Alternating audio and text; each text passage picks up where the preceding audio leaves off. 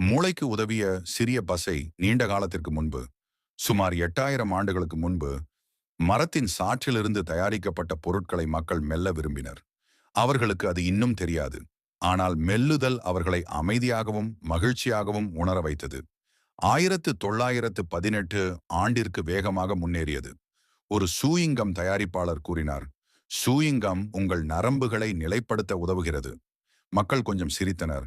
ஆனால் என்னவென்று யூகிக்க வேண்டும்? கம் தயாரிப்பாளர் சொன்னது சரியாக இருக்கலாம்.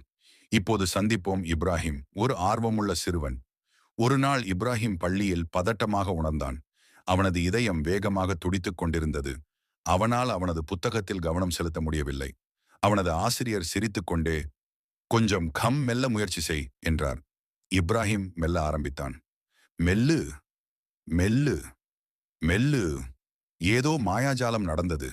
அவனது சுவாசம் மெதுவாகியது. அவனுடைய மனம் அமைதியாக உணர்ந்தது. அவனால் படிப்பதில் நன்றாக கவனம் செலுத்த முடிந்தது. இப்ராஹிமின் மூளைக்குள் மெல்லும் சத்தம், மென்மையான ட்ரம் அடி போல இருந்தது. தட்டவும் தட்டவும், மெல்லவும் மெல்லவும்.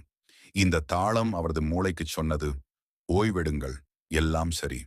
இன்றைய விஞ்ஞானிகள் இதில் மிகவும் ஆர்வமாக உள்ளனர். சூயிங் கம் எப்படி என்பதை அவர்கள் ஆய்வு செய்கிறார்கள். மூளை கவனம் செலுத்த உதவுகிறது. மக்களை குறைவாக கவலையை உணர வைக்கிறது. மனதை அமைதியாகவும் கவனம் செலுத்தவும் மெல்லுதல் மூளைக்கு சமிக்ஞைகளை அனுப்புகிறது. மற்றும் அது நல்ல முறையில் பிஸியாக இருக்க உதவுகிறது.